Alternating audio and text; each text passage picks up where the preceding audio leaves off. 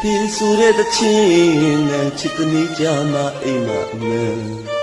ဦးအေးအေးဦး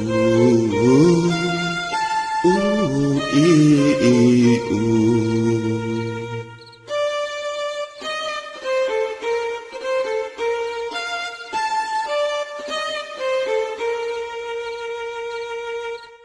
မိသမီးကြီးလာရင်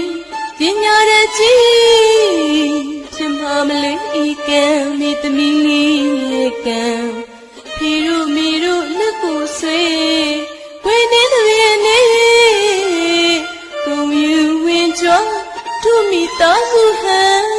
ညီအောင်မိလို့ကြည်နူးရဲ့မိသမီးလေးအချိန်တန်ဦးအေး